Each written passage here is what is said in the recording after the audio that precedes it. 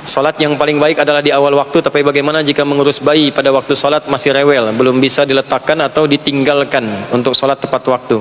Jika dipaksa buat salat tidak bisa khusyuk, bagaimana solusinya? Apakah tidak masalah jika salatnya telah selesai dengan bayi walaupun sampai jam 1 jam atau lebih? Begini,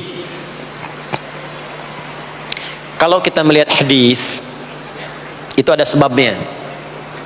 Sebab yang melahirkan hadis itu disampaikan namanya asbabul wurud. Ya. Sebab yang menjadikan Quran diturunkan namanya asbabun nuzul. Nuzul untuk Quran karena turun, ya. Kemudian wurud dari Nabi karena diriwayatkan. Ya, ma warada 'anil Nabi sallallahu alaihi wasallam. Nah, hadis tentang salat pada waktunya itu ada seorang sahabat datang kepada Nabi sallallahu alaihi wasallam. Sebetulnya kisahnya ada dua. Ini menarik nih, yang satu pergi, ya datang yang satu lagi.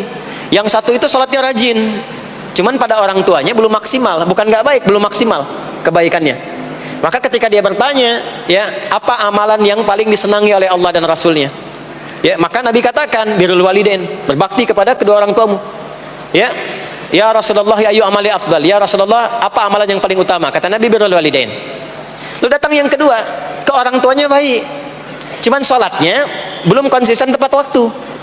Maka ketika bertanya, ya Rasulullah, ayu amalin afdalu indallahi wa rasuli, ya Rasulullah, amalan apa yang paling utama di sisi Allah dan Rasulnya? Atau kama qala Rasulullah sallallahu alaihi wasallam, atau kama qala as-sa'il.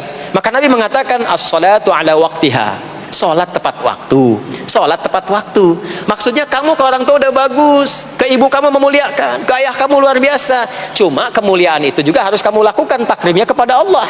Salat tepat waktu. Ya, jadi dasarnya seperti itu.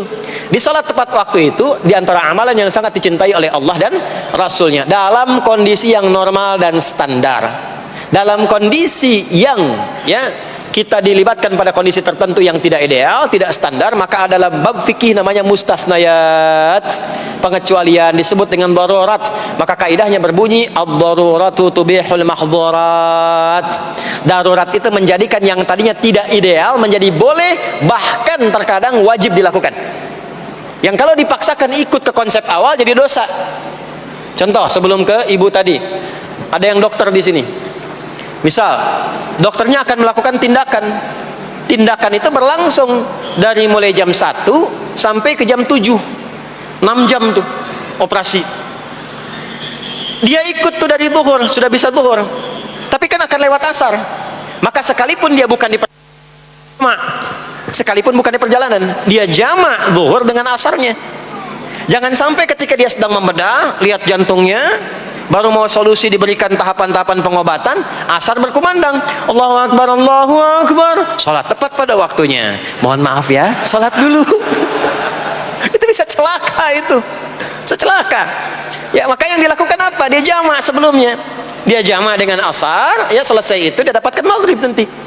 Nah itu seperti ibu ini yang ada bayi, perempuan itu disunnahkan sholatnya berjamaah, ditunaikan ke masjid sepanjang ada 3 hal yang telah selesai urusannya.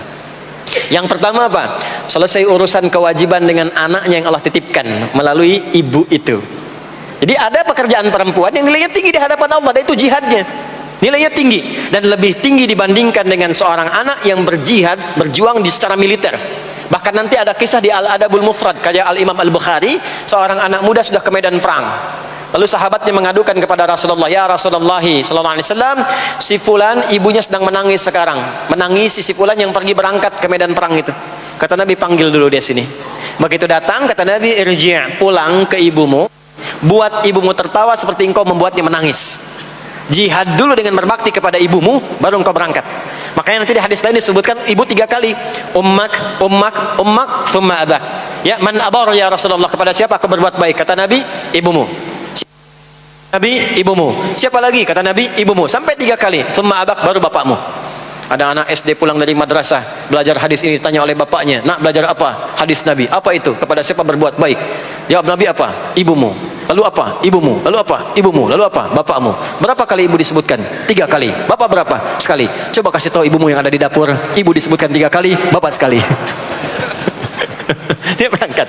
Jadi 3 kali. Kenapa 3 kali disebutkan? Konfirmasi ditafsir oleh Sayyidina Ali bin Abi Thalib karamahullahu wajah. Kata Sayyidina Ali, dan beliau jenius, termasuk jenius matematika. Sayyidina Ali bin Abi Thalib buka kitab namanya Al-Jawahir karya Syekh Tantawi Jauhari. Di kitab jilid yang terakhir itu ada tentang kejeniusan Sayyidina Ali yang memecahkan masalah matematika dengan pendekatan Al-Quran. Saya balik ke yang tadi. Kata beliau, seorang ibu dimuliakan 3 kali di hadis dibandingkan laki-laki karena ibu punya 3 keistimewaan yang tidak dimiliki laki-laki. 1, mengandung, laki-laki tidak. 2, melahirkan, laki-laki tidak. 3, menyusui, laki-laki tidak. Maka ketika ada seorang ibu tengah mengandung, melahirkan, dan menyusui, itu dimuliakan oleh Allah, perjuangannya jihad. Dan dalam masa-masa itu, mendidik awal-awal di awal itu ada toleransinya, ada daruratnya. Jadi kalau anak menangis butuh perhatian, dan itu bagian dari kewajiban, jangan dipaksakan kemudian, mohon maaf, tinggal dulu, berangkat dulu ke masjid, pulang lagi, anak dalam keadaan haus, tertinggal, jauh dari kasih sayang, itu nanti bisa berhukum dosa di dalamnya. Maka ada toleransinya. Kapan keutamaannya? Ketika dia sudah mulai bisa menenangkan anaknya. Ya, tenangkan, selesai, dia tunaikan sholatnya. Dan itulah waktu sholat yang ideal bagi seorang ibu yang punya kebutuhan di dalamnya. Kedua, bila aman dari fitnah di jalan. Ketiga, bila ada space untuk perempuan. Kalau itu terpenuhi 3-3-nya, maka silahkan berangkat ke masjid. Tapi kalau tidak ada satu di antara 3 itu, jangan paksakan. Maka keutamaannya adalah di rumahnya. Maka sama nilainya dengan yang ke masjid. Hadisnya sahih. Hadisnya sahih. Seorang perempuan Ansar datang kepada Nabi Sallallahu Alaihi Wasallam mengadukan tentang keadaan diri dan teman-temannya. Jadi istilahnya dia sudah rapat dengan teman-temannya. Tolong tanyain dong sama Nabi, enak banget jadi laki-laki, ke masjid bebas, jihad bebas, haji bebas tanpa mahram. Tanyain dong. Maka diutuslah seorang perempuan mewakili teman-temannya itu. Maka ketika mengadu kepada Nabi, kata Nabi, sampaikan pada teman-temanmu itu. Bingung perempuan itu, karena nggak pernah cerita kalau dia diutus. Kata Nabi, sampaikan pada teman-temanmu itu apa yang dilakukan oleh laki-laki, suami-suamimu di luar rumah, sepanjang engkau ridha dan engkau punya tanggungan mengerjakan di dalam itu. Kama qala Rasulullah SAW, maka apa yang dikerjakan suami di luar rumah, engkau mendapatkan pahala yang sama tanpa dikurangi sedikit pun.